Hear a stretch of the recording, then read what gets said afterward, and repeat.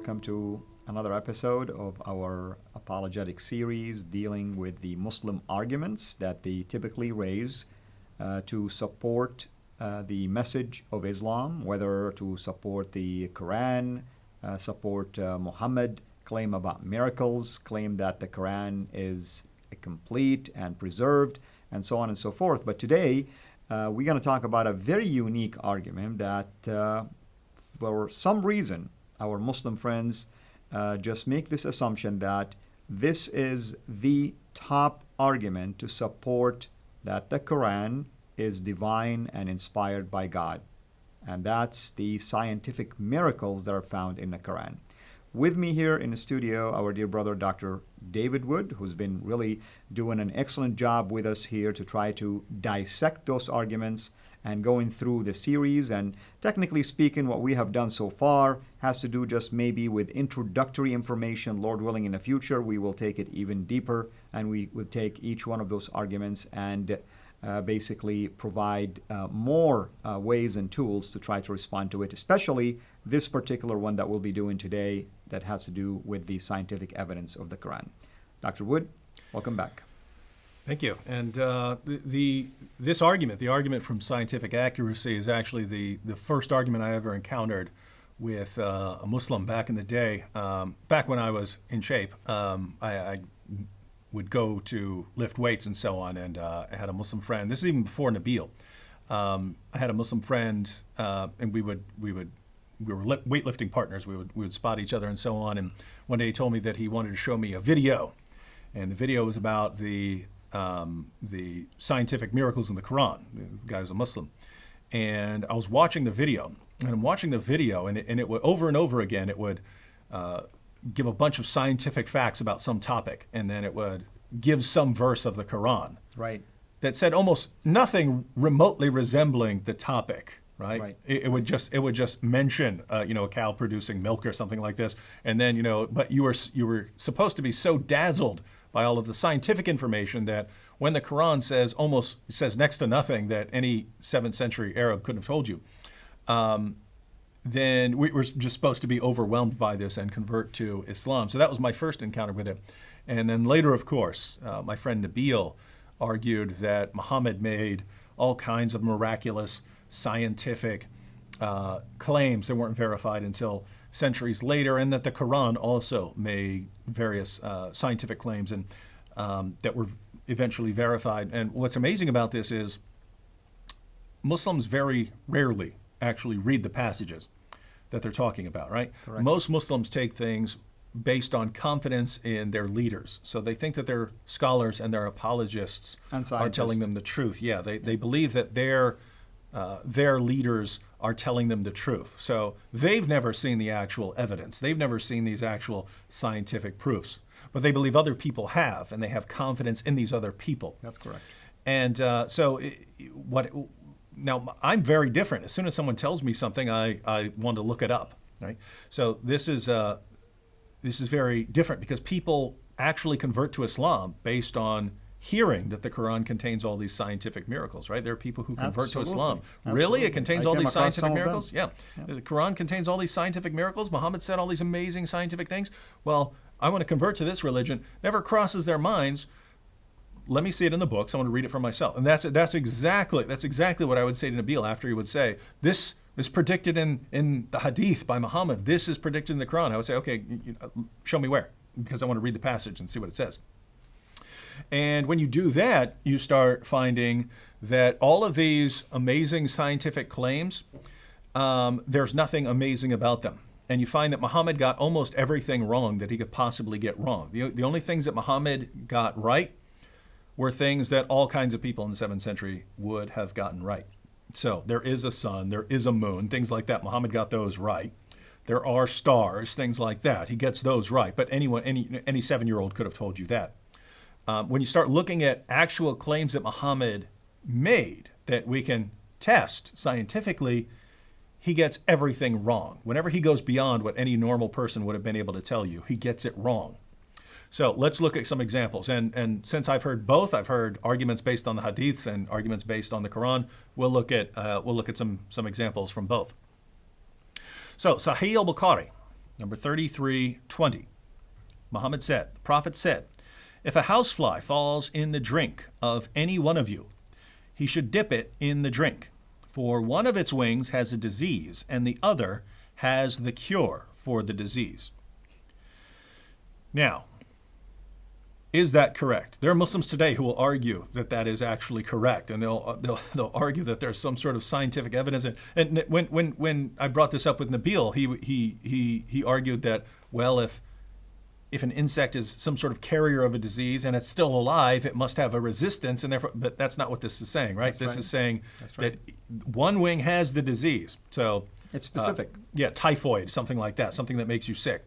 Salmonella, something along those lines. Something that's because flies eat some very nasty stuff and they pick up the diseases of whatever they're going for. They get the bacteria on their legs as they're crawling around on it, and then they go and land in your food, and they just got those bacteria in your food. Now, lots of times your body can handle it. Your body has very good immune system, but sometimes you get sick. That's why people try as hard as they can to keep flies out of kitchens and so on, restaurants, things like that. So Muhammad's claim is that one wing of the fly has the disease, so typhoid again, something like that, and the other wing has the cure. Well, guess what? We can test that in a heartbeat, right? We can test, okay, let's get a fly. Let's check this. One wing should have the disease. The other wing should have the cure. Or even if you want to interpret it, give them a little leeway in interpretation.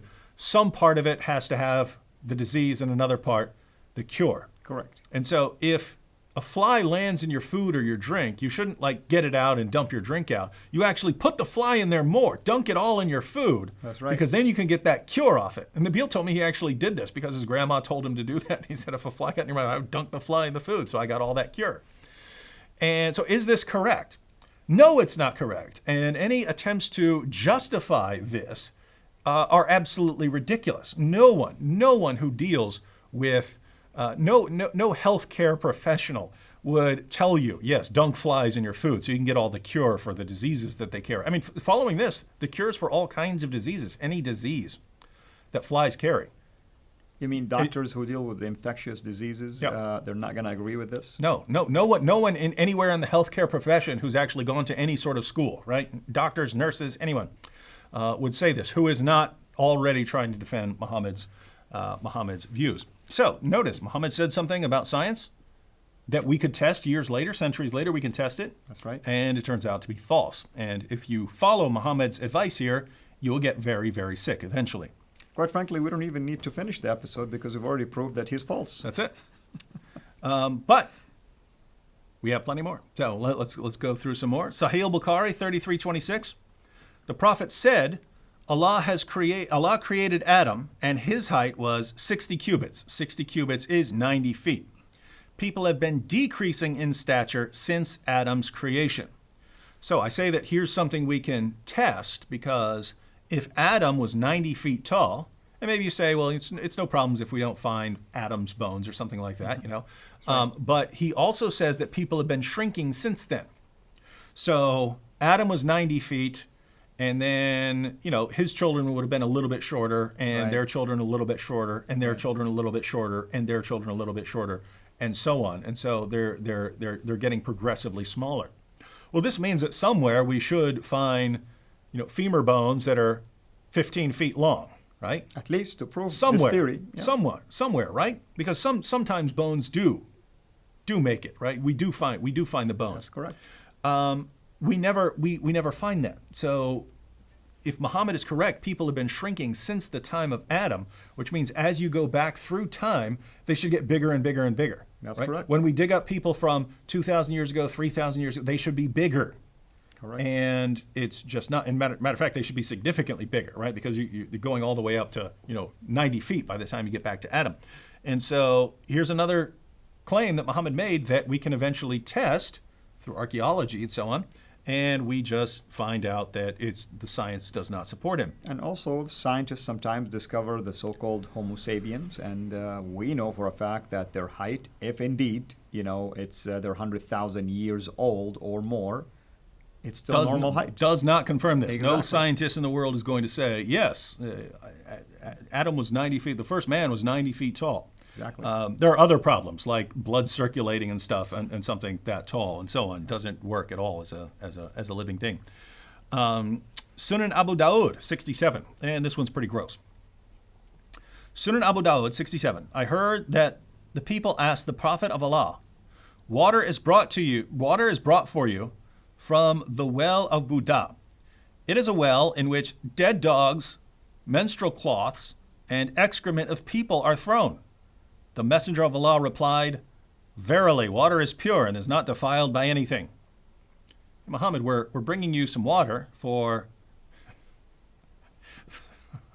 whatever. I don't know. They could have been using it for ablutions or something like that. But that's fine. Stick with that, right? That's the best interpretation. Okay. They're using it just for ablutions. They're not drinking this water that has dead animals floating in it, used menstrual cloths, and human waste, right? This is their toilet. This is where they dump their toilet bowls. That's right.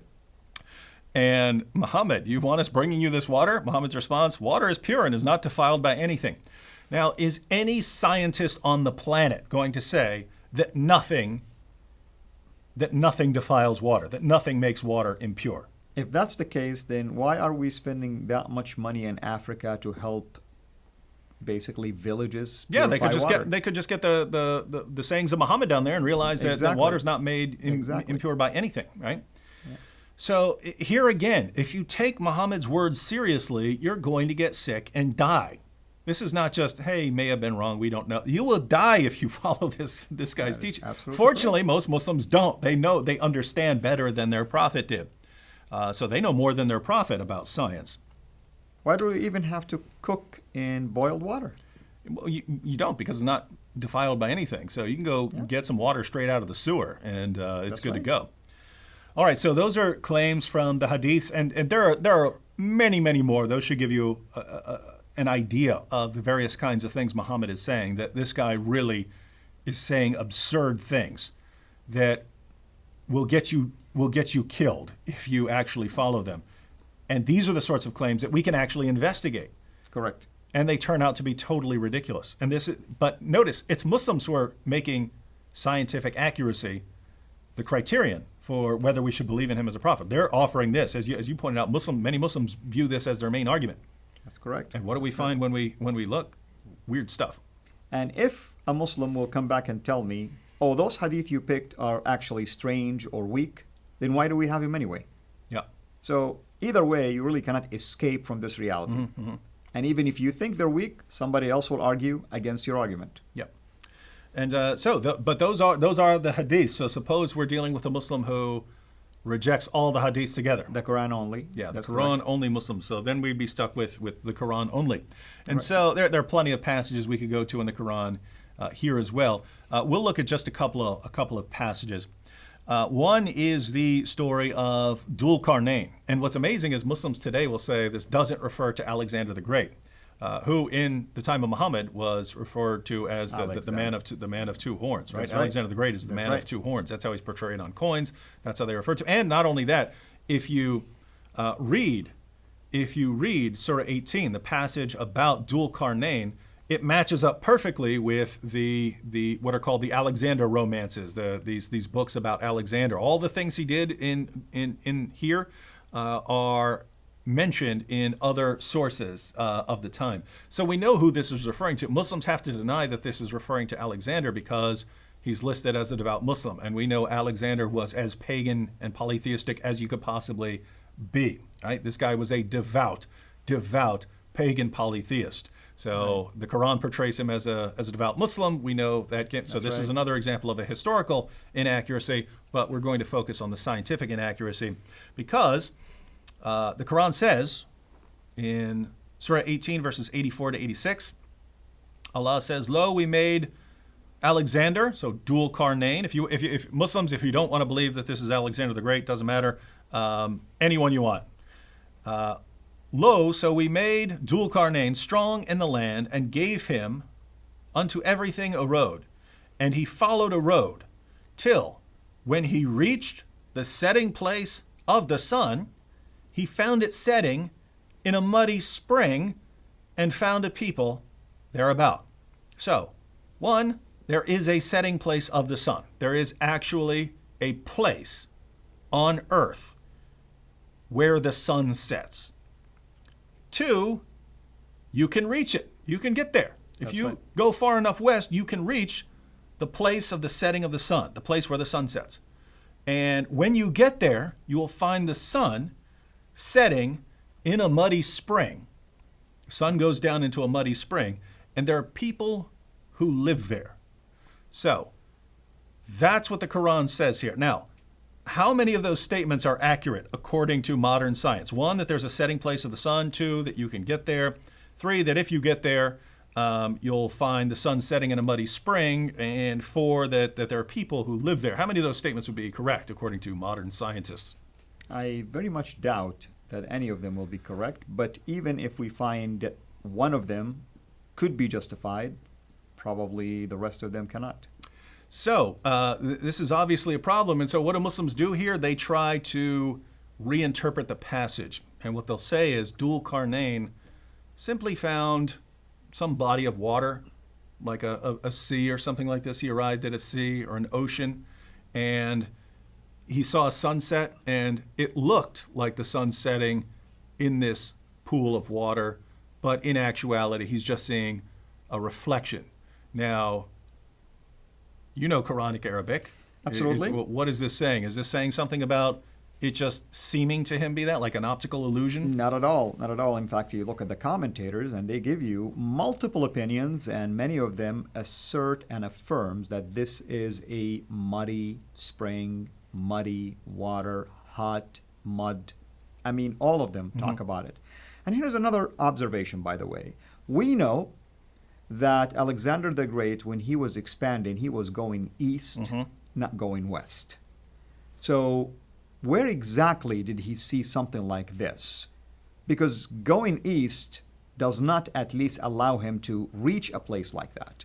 So I'm wondering now, where did Muhammad get this idea from other than a fable that was circulating around his time? Well, for us, there's no question that he got it from a fable, right? The stories are being told. It's an oral culture. They're passing stories around, so he's given stories of the Alexander romance. But here's what's interesting. If we're not talking to a Quran-only Muslim, then we have a Sahih narration in Sunan Abu Dawud. So this is one of the strong, this is classified as Sahih by Muslim Hadith scholars. Right. And he gives a little bit more information that doesn't, he's not talking about Dhul Qarnayn at all. Dhul Qarnayn's not in the story. It's Muhammad telling one of his followers where the sun goes when it sets. That's right. So That's another Sunan Abu problem. Dawud, number 3991, Abu Dar said, I was sitting behind the apostle of Allah, who was riding a donkey while the sun was setting. He asked, do you know where this sets? So this is Muhammad asking one of his followers, hey, the sun's going, you know where the sun's going when it sets? This is a time for Muhammad to impart knowledge to one of his followers, right? This amazing scientific knowledge that only he knows because he's the prophet and it's been revealed to him. That's right. And you hear this, hey, do you know what? Oh my goodness, the prophet's speaking. I get to learn something about the universe that only Allah could reveal. That's right. Let me guess, the answer would have been only Allah and the Prophet knows. He asked, do you know where this sets? I replied, Allah and his apostle know best. Right. So Allah and his apostle know best.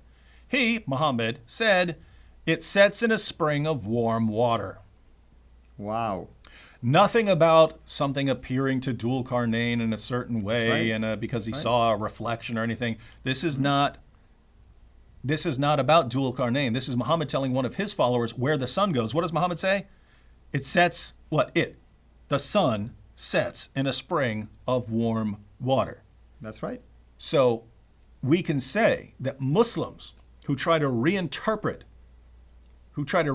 Surah 18, that they're going against their own prophet. That's a general rule in Islam, is that Muhammad is the greatest interpreter of the Quran. If you claim you understand what the Quran means better than Muhammad, you've got a problem. Well, Muhammad clearly believed that the sun sets in a pool, exactly as Surah 18 says. So if you say you know better, you're once again saying you know better than Muhammad about science. And wait a minute, isn't that the basis of the argument, that Muhammad knew things that he couldn't have known? All right, so if you want to be a faithful Muslim, and you have the Quran, Allah saying one thing, and Muhammad confirming the interpretation so that you're not allowed to come up with a different interpretation, then if you want to be a faithful Muslim, you have to say Muhammad was a prophet and he said that the sun sets in a pool. So, if I go out there and travel far enough, I will find the place where the sun sets and it will be setting in a pool. And you have to say that as a Muslim. All right, let's look at two more verses very quickly. Surah 67, verse 5. Allah says, "And we have from of old adorned the lowest heaven with lamps.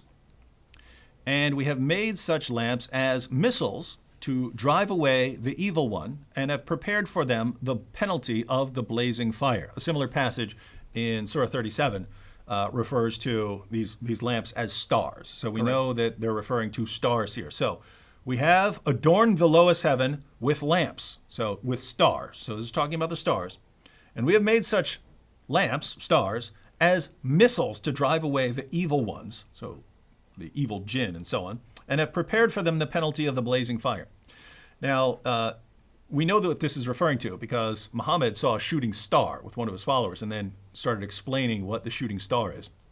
So, according to the Quran and Muhammad, when you see a shooting star, it's because a jinn or evil spirit is sneaking into paradise to try and hear Allah's secret plans, so that he can then go spread around Allah's secret plans. That's right. And so in that situation, either Allah or one of the angels takes a star and hurls it at the demon. And so when you see a shooting star, it's because Allah took a star, one of the lamps, and hurled it at a demon. Notice, we have made the lamps, the stars, missiles to drive away the evil ones. Yeah.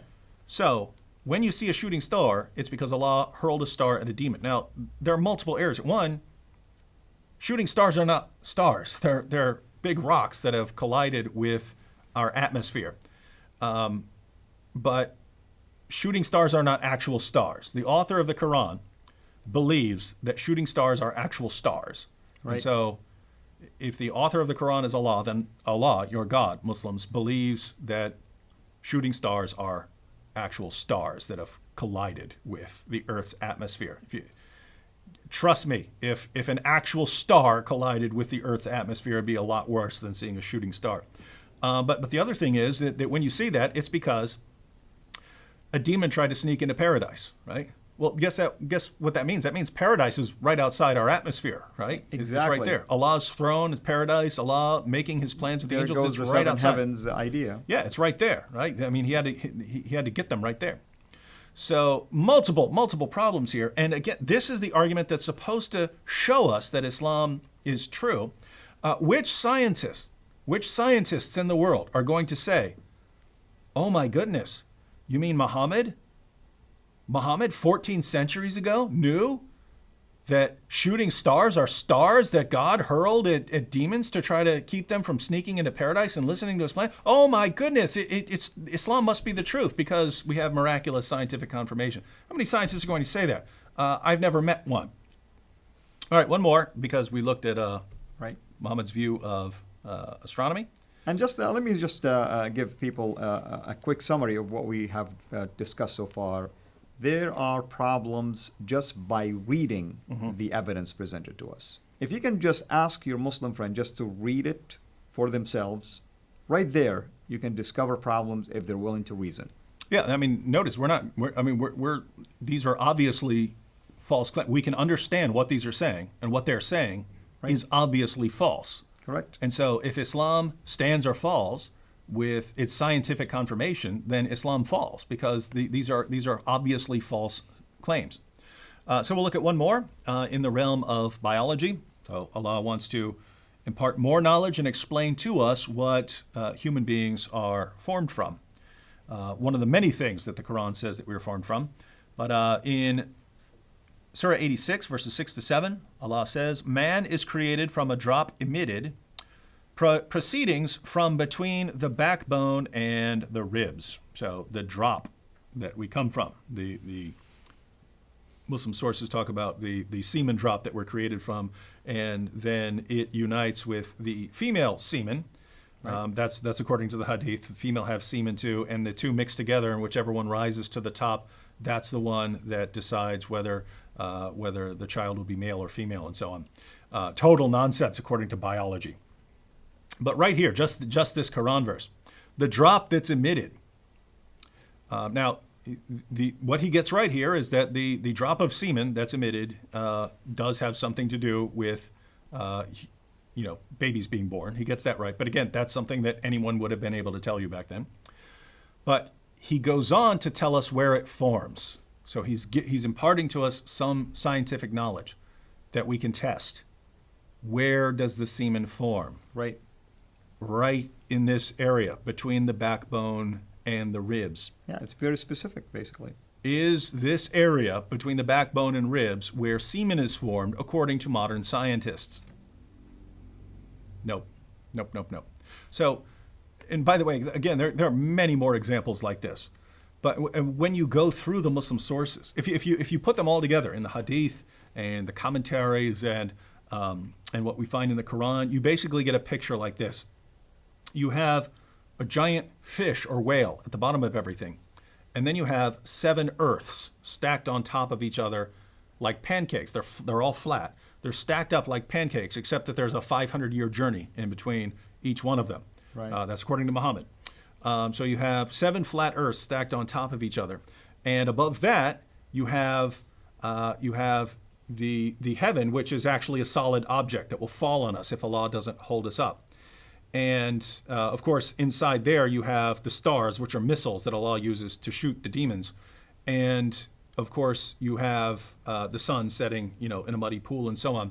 And you have, of course, 7 of these solid heavens, solid domes above the earth.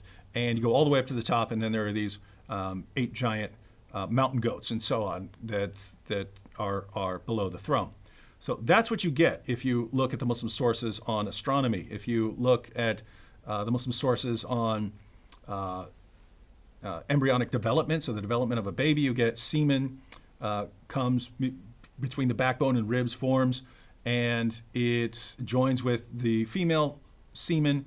And again, whichever rises to the top, that determines the sex of the child. But the semen then becomes a blood clot, and then becomes like a chewed piece of flesh or something like this. Right. And then becomes bones, and then those bones are covered with flesh and so on. And only then does Allah decide whether it's male or female. And almost everything there that goes beyond what people of the time would have known, because again, people understood, hey, they have sex and are produced. They understood from miscarriages that there are some different stages to development and so on. But everything Muhammad said that goes beyond what ordinary people would have known, he gets wrong. And then, of course, you have the area of hygiene, that it's good to dunk flies in your food, or you can take water that's been anywhere and it's still good. You can use it for your ablutions. You can drink it. You can do anything. And notice, if you actually take that seriously, if you start using that kind of water, you're going to get sick. Even if you just rub it on your hands, you're going to get sick. And what's Muhammad's solution if you get sick? Camel urine. Just drink enough camel urine and you'll feel better. How can anyone look at all of this and say, how we know that Islam is true? By all of this amazingly correct scientific information. It's amazing, especially today, in our modern days, with modern discoveries, modern science, with everything we know about healthcare, everything we know about astronomy, everything we know from satellite imagery. I mean, it just baffles me that you still find some Muslims passionate about defending all of these things, and especially when they start telling you that these are just metaphorical. Mm-hmm. Since when? Because you read the commentators who were so close to the time of Muhammad, never that they assumed these to be metaphorical in one sense or another. Mm-hmm. And if that's the claim, and Muslims have to claim something like that because there's no way around these passages, then what they're really saying is something like this. We know that Islam is true because of its amazing scientific accuracy, but whenever Muhammad makes a clear scientific statement, whether it's in the Quran or in the Hadith, it's invariably wrong. So reinterpret those. And once you've reinterpreted them, then you can bring them into line with modern science and then, oh, it's a miracle. Well, the miracle there is not the statements of Muhammad. The miracle there is what you might call the miracle of reinterpretation. That's right. Yeah. And I can tell you this, brother, I am so amazed that Muslims always come to the rescue of their God. And sometimes they act like they know even better than their God and their prophet. Well, they do, right? You can take any Muslim off the street and he will know more than Allah and Muhammad did about the universe, about hygiene, about human reproduction, and so on. And that's what I tell them. I say sometimes you should be God or Muhammad and people should follow you, since you obviously know much better than your own God and his messenger. They must be prophets, in which case, once again, Islam is false. Well, brother, thank you so much. It's been an excellent series, and of course, we want to continue this, Lord willing. And once again, we invite our viewers to go to our website, sirainternational.com, to watch this particular series, and of course, any previous videos and future videos as well. And when it comes to our dear brother here, you can go to his YouTube channel, Act 17 Apologetics. And of course, watch out for our announcements that we will be doing in our Facebook pages. And certainly we'll keep you posted on any future plans. Until we meet again, have a blessed day.